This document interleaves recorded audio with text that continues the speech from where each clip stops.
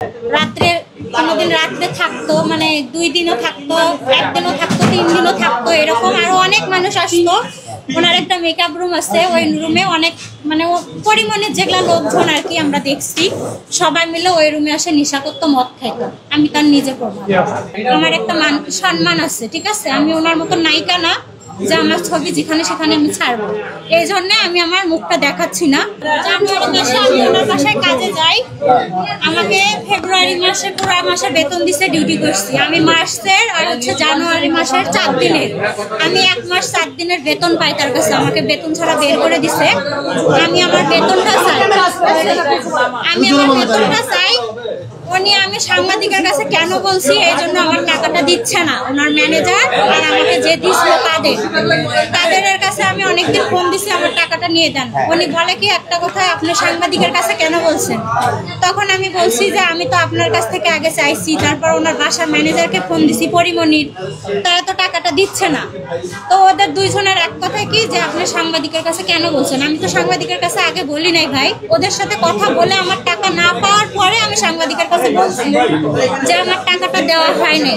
ওনার সাথে তো আমার কোনো সম্পর্ক খারাপ না, উনিও আমার কোনো ক্ষতি করে নাই, বাট আমি ওনার কোনো ক্ষতি করি নাই। তাহলে আমাকে টাকা ছাড়া বের করে দিল, আমার টাকাটা দেওয়া হোক, আমি আমার টাকাটা চাই। আমি গরিব মানুষ, আমার 2টা ছেলে আছে, আমার কাজ করে খাইতে হয় 10 বাসায়, আমার একটা সম্মান আছে, ঠিক আছে। আমি ওনার মতো নায়িকা না যে আমার ছবি যেখানে সেখানে আমি ছাড়বো, এই জন্য আমি আমার মুখটা দেখাচ্ছি না। তো আমি জানুয়ারি মাসের 28 তারিখে ছিলাম, ঢুকছিলাম ওনার বাসায়, মার্চের 14 তারিখে চলে আসছি। জানুয়ারির 28 তারিখ থেকে মার্চের 14 তারিখ সিসি ক্যামেরা চেক করা হোক যে আমি শিরিন ছিলাম কিনা। পরিমণির বাসায় যারা কাজ করে অনেকে অভিযোগ করেছে তারা বকেয়া বেতন পায়।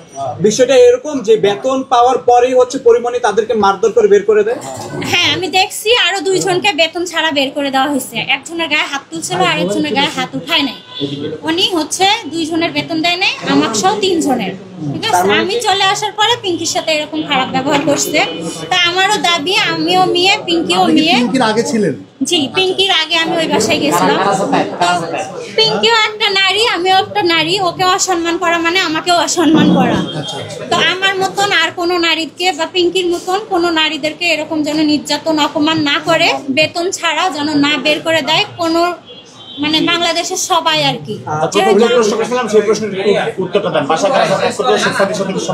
আমি ওনার বাসায় দেখছি শেখ সাদিক ভাইয়া আসতো, রাত্রে কোনোদিন রাত্রে থাকতো, মানে 2 দিনও থাকতো, 1 দিনও থাকতো, 3 দিনও থাকতো, এরকম আরো অনেক মানুষ আসতো। ওনার একটা মেকআপ রুম আছে, ওই রুমে অনেক মানে পরিমাণের যেগুলা লোকজন আর কি আমরা দেখছি, সবাই মিলে ওই রুমে আসে নেশা করতো, মদ খাইতো। আমি তার নিজে প্রমাণ দেখছি। আর কেউ তার বাসায় আসে যাতায়াত করতে কিনা? অনেক লোকই ওনার বাসায় ছেলে মানুষ যাই আসে, তো আমি এত লোককে তো চিনবো না। আমি লোক দেখছি, তার বাসা সিসি ক্যামেরা চেক করা হলে সবকিছু। আপনি বললেন পরিমণি নেশা করে তারপর তাদের সাথে নেশা করতে, সেখানে নেশা করে কি আপনাদের উপরে নির্যাতন করতে কিনা? নির্যাতন মানে খারাপ ভাষায় বকাবকি করতো।